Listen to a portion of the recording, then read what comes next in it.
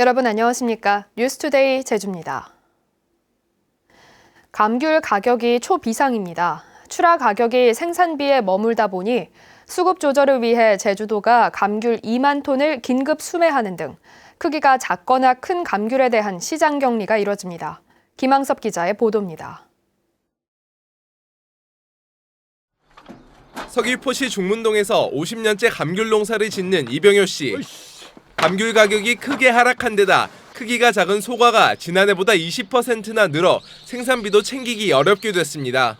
소가 따는 시간이 엄청 많이 걸리고 이제 인건비가 너무 많이 지출을 하다 보니까 이제 남는 게 뭐 없는 거죠, 농가에서는. 벗겨 먹기도 힘들고 그래서 일부 산지 유통센터가 소과에 대한 시장 격리에 나섰습니다. 소과의 경우 당도가 10브릭스 이상이면 출하해왔지만 가공용으로 처리하기로 한 겁니다. 이처럼 크기가 45에서 49mm 크기의 소과들은 가공용으로 사용하기 위해 따로 분류되고 있습니다. 이틀 동안 수매한 물량만 80여 톤. 소과를 가공용 처리해가지고 출하 물량을 줄이는데 조금이나마 노력을 하고 있고 이 부분이 다른 조직으로 확대되어 출하 물량 조정에 도움이 되었으면 하는 바람입니다. 제주도도 감귤 2만 톤을 긴급 수매하기로 했습니다. 설 명절까지 60억 원을 들여 크기가 커 가격을 제대로 받지 못하는 67에서 71mm 미만의 감귤들을 수매해 가공용으로 처리할 방침입니다. 문제는 지난 9월 예정했던 가공용 감귤 수매량만 9만 톤. 가공용 물량이 더 늘 수밖에 없어 가공용 감귤 처리난도 불가피할 것으로 예상됩니다. 판매 상황을 모니터링하고 그래서 이제 공급 물량을 이제 조절하고 또한 철저한 선별 과정을 통한 소비시장 유통 감귤이 품질 고급화를 추진해 나갈 계획입니다.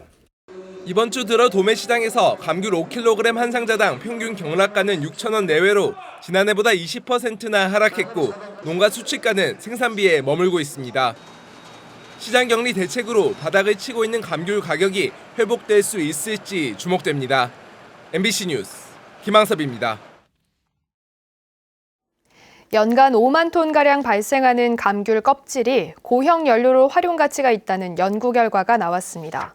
제주 테크노파크는 감귤박 재활용 방안을 연구한 결과 고형 연료 제작을 위한 최적의 건조 기술을 개발하고 고형 연료 소재로서 활용 가능성이 확인됐다고 밝혔습니다. 테크노파크는 감귤박을 원료로 하는 고형 연료의 사용이 가능하게 되면 제주의 새로운 자원으로 다양하게 활용될 것으로 기대한다고 밝혔습니다. 한국전력이 주도하고 있는 한림 해상 풍력 발전 사업이 본격적으로 추진될 전망입니다. 발전 용량이 100메가와트로 국내 최대 규모인데요. 개발이 공유와 해양 환경 영향 부분을 세밀히 점검해야 한다는 지적입니다. 오승철 기자가 보도합니다. 우리나라 최초의 상업용 해상풍력단지인 탐나 해상풍력발전. 준공 후 2년 동안 가동률 99.7%, 이용률 32%, 연간 발전량은 83,500메가와트로 목표보다 10% 가까이 높아 순풍에 돛을 달았다는 평가를 받고 있습니다. 제주 지역 두 번째 해상풍력발전단지도 사업 승인이 초읽기에 들어갔습니다. 지구 지정과 환경영향평가 등의 절차를 모두 마친 한림해상풍력은 내년 4월에 공사를 시작하겠다며 제주도에 사업 시행 승인을 신청했습니다. 한림읍 수언리 앞바다에 발전기 19기를 세워 총 100메가와트의 발전 용량을 갖추게 됩니다. 탐나해상풍력의 3배가 넘는 국내 최대 규모입니다. 제주도는 환경과 해양, 건축 관련 부서의 의견을 듣고 주민 수용성 부분을 감안해 최종 승인할 방침입니다. 무엇보다 중요한 것은 한림해상풍력과 주민 간에 이렇게 협약은 체결됐지만 일부 반대하는 민원이 있기 때문에 그 반대하신 분들의 의견도 한 번은 검토해야 되지 않을까. 구자읍 한동평대와 대정해상풍력단지에 대한 인허가 절차가 진행되고 있고 표선세화지구는 2022년에 사업이 시작되는 만큼 이익 공유화 방안과 주민 수용성 확보 등에 대한 면밀한 검토가 사전에 이루어져야 합니다. 이 이익 공유화 측면에서 우리가 어떤 부분을 수용할 건지가 굉장히 중요합니다. 앞으로 좋은 모델이 이 한림해상풍력이 될 수 있기 때문에 이와 함께 공공주도의 풍력 사업이 원활히 추진될 수 있도록 제주에너지공사의 기술력을 높이고 자본금을 확충해야 하는 과제를 안고 있습니다. MBC 뉴스 오승철입니다. 제주에서 시범 운영 중인 자치경찰제가 비효율적이라는 국회 입법조사처의 분석이 나왔습니다. 국회 입법조사처는 현안 분석 자료를 통해 제주 자치경찰제 시범 운영이 지구대와 파출소의 이원화 운영으로 현장 대응 미흡과 중복 출동 등의 문제가 발생해 비효율적이라고 지적했습니다. 이에 따라 제주 치안이 획기적으로 향상되었다고 보기 어렵다며 전국적인 확대 시행에 앞서 자치경찰제 도입에 대한 주민들의 수용 의사를 확인하는 절차가 필요하다고 강조했습니다. 제주시 노형동 일대 40여 가구가 수돗물 공급이 원활치 않아 불편을 호소하고 있습니다. 특정 시간대에만 물이 안 나오거나 수압이 약해지면서 원인조차 파악되지 않고 있습니다. 김찬년 기자입니다. 원생 180명의 제주 시내 한 어린이집. 수도꼭지를 틀어도 물이 나오지 않습니다. 싱크대며 화장실 세면대까지 단수되면서 휴원까지 고민하고 있습니다. 화장실을 가거나 양치질을 할 때나 밥을 먹을 때나 모든 게 지금 이제 안 되는 상황이라서 이제 저희 어린이집 같은 경우에서는 어머님들한테 양해를 구해서 이제 휴원을 해달라고 말씀을 해야 되는 그런 상황까지 갔어요. 근처 가정집도 같은 불편을 겪고 있습니다. 특히 바쁜 출근 시간대에 수돗물이 나오지 않아 낭패를 보기 일쑤입니다. 그러니까 설거지를 아침에 못하니까 그냥 다 재워놓고 아침 밖에 나가야 되는데 물이 안 나오니까 삼다수 사가지고 양치하고 지금 갖다 들어오면서 삼다수하고 물 사가지고 왔어요. 왜냐면은 또 언제 물이 나올지 모르니까. 제주시 노형동 일부 지역에서 단수 신고가 접수되기 시작한 건 지난 9일부터. 사흘 동안 20건이 넘는 신고가 접수됐고 반경 80m 40여 가구에서 일시적인 단수나 특정 시간대에 수압이 약해지는 현상이 반복되고 있습니다. 상하수도본부도 며칠째 원인을 찾지 못하는 상황. 상수관이 파손됐거나 이용량이 급증했을 경우는 전체적으로 수압이 낮아지지만 특정 시간대에만 공급에 차질이 빚어지고 있기 때문입니다. 지금 처음 이런 경우는 처음이어가지고 하여튼 조속한 시일 내에 우리가 그 원인 파악하고 그다음에 대처 방안이 있으면 다른 방법으로 해서 빨리 그 주민들이 급수에 지장이 없도록 그렇게 조치하겠습니다. 주민들은 인근에 새로 문을 연 업장이나 드림타워 배관공사가 원인이라고 주장하고 있지만 상하수본부 측은 이용 정수장이나 배관이 달라 가능성이 없다는 입장입니다. 이 마을 전체에서 물이 안 나오거나 수압이 약해졌다는 신고가 최근 급증하고 있지만 상하수본부에서 정확한 원인을 찾지 못하면서 주민들의 불편은 당분간 계속될 것으로 보입니다. MBC 뉴스 김찬년입니다.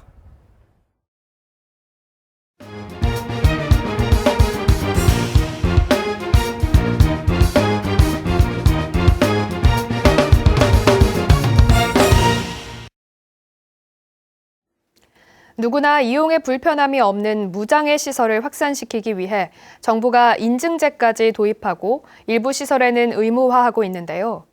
하지만 눈 가리고 아웅식으로 운영되면서 말뿐인 인증으로 전락하고 있습니다. 이소현 기자입니다. 장애인들도 쉽게 이용할 수 있게 시설해 정부로부터 장애물 없는 생활환경 인증제 BF까지 받은 제주 민속오일시장 주차장입니다. 장애인 화장실에는 위급 상황에 호출할 수 있는 비상벨은 보이지 않고 변기 등받이도 없어 휠체어 이용자는 사용하기도 불안합니다.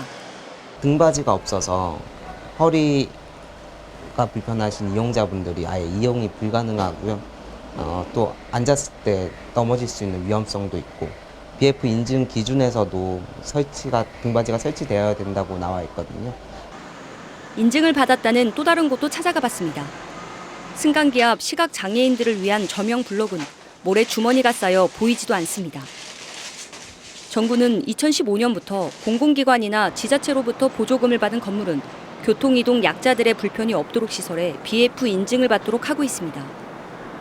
문제는 설계 단계에서 예비 인증을 받는 것까지는 의무사항이지만 준공 후 받는 본 인증은 강제성이 없다 보니 실제 공사 단계에서 시설이 이루어지지 않는 경우가 허다합니다. 실제 제주 지역에서 BF 인증을 받은 시설 238곳 가운데 본인증을 받은 곳은 72곳에 그칩니다. 법률적으로 강제성이 이제 부여가 돼야 하는데 제도적으로 정비가 돼야 있어야 우리도 강제성을 이제 할 수 있는데 지금은 제도적인 것이 이제 필요합니다. 전국의 7개 기관에서만 인증시설에 대한 점검을 하다 보니 사후 관리가 제대로 되지 않는 것도 문제입니다. BF 인증관리 부처가 이원화가 되어 있었습니다. 그러다 보니까 인증 실적이나 관리가 개별 기관에 맡겨져 있더라고요. 그래서 다른 인증기관이 어떻게 운영되고 있는지를 파악하기가 매우 어렵다는 문제점을 발견하게 됐습니다. 누구나 이용에 제약이 없는 무장애 시설을 확산한다며 도입한 BF 인증제. 결국 말로만 그치는 인증으로 전락할 위기에 놓였습니다.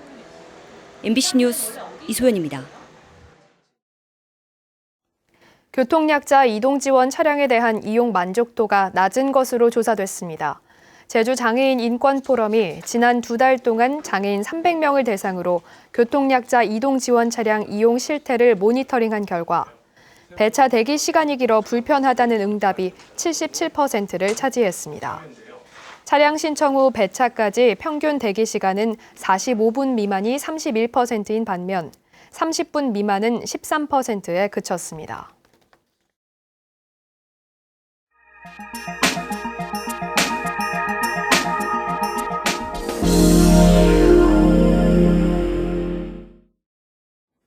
추위 때문에 20여 년 전에 딸기 농사를 중단했던 강원도 홍천군이 올해 다시 딸기 재배를 시작했습니다. 생과일을 판매하는 수준에서 벗어나 6차 산업으로 발전시킨다는 계획입니다. 춘천 김형면 기자가 보도합니다. 한겨울 추위가 본격 시작됐지만 커다란 비닐하우스 안은 온통 푸른색으로 넘치고 있습니다. 가까이 가보니 딸기밭입니다. 재배 시설은 그야말로 초현대식입니다. 사람이 서서 작업하기 알맞은 높이로 만들어진 수경 재배 시설에는 지난 9월에 심은 딸기 묘목이 탐스러운 열매를 맺기 시작했습니다. 딸기가 뿌리를 내리고 있는 것은 흙이 아니라 코코넛 껍질을 소독해 만든 것으로 각종 영양분을 공급하는 시설이 포기마다 설치됐습니다. 또한 뿌리가 냉해를 입지 않도록 온수 배관이 깔렸으며 기온이 영상 10도 이하로 내려가면 온풍기와 보온덮개가 자동으로 작동합니다. 전국 대부분 지역과 비슷한 품종이지만 홍천이라는 기후 환경이 차별화된 딸기 맛을 만들어내고 있습니다.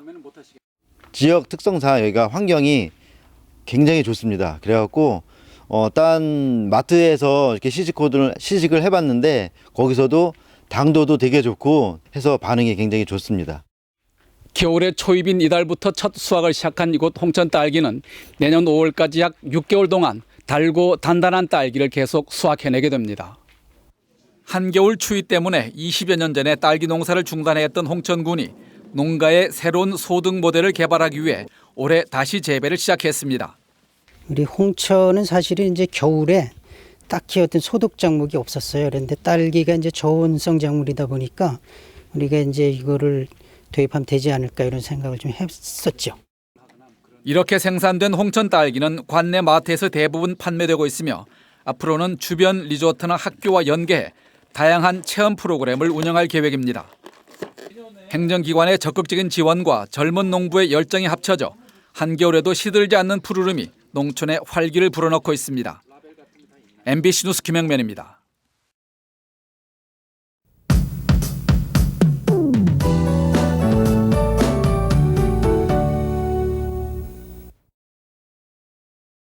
어제 갑자기 추워진 날씨에 많이 놀라셨죠? 기온 변화가 들쑥날쑥한 요즘인데요. 오늘은 아침 어제보다 더 춥겠습니다. 최저 기온은 6도를 보이겠고요. 낮 최고 기온은 14도로 일교차가 크게 벌어지겠습니다. 모레부터는 다시 따뜻한 남풍이 유입되면서 기온이 오르겠는데요. 날씨 정보 꼼꼼히 확인하셔서 옷차림에 유의하시기 바랍니다. 오늘은 하늘 표정이 점차 어두워지겠습니다. 구름 많다가 흐려지겠는데요. 내일 오전 산지 곳곳에는 빗방울이 떨어지겠고 오늘 아침 산간도로에는 결빙되는 구간이 있어서 교통안전에 주의하셔야겠습니다. 겨울철에 접어들면서 대기가 점차 건조해지고 있는데요. 불씨 관리도 잘해주셔야겠습니다. 다음은 자세한 지역별 날씨입니다. 현재 기온 남부가 7도, 북부와 서부가 6도, 동부가 4도를 보이고 있습니다. 낮 최고 기온은 북부와 남부가 14도, 동부와 서부가 13도로 예상됩니다. 오늘 도서 지역은 흐리겠고 현재 기온 8도 선에서 출발하고 있습니다. 바다의 물결은 제주도 남쪽 먼바다가 1에서 2m로 일겠습니다. 오늘 아침 제주공항은 구름 많은 가운데 항공편은 정상 운항되고 있습니다.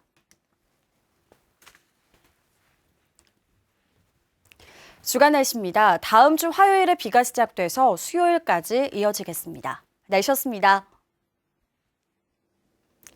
제주지방법원 제1형사부는 국가보안법 위반 등의 혐의로 징역 8개월을 선고받은 고 홍재화 씨 재심 사건에 대해 38년 만에 무죄를 선고했습니다.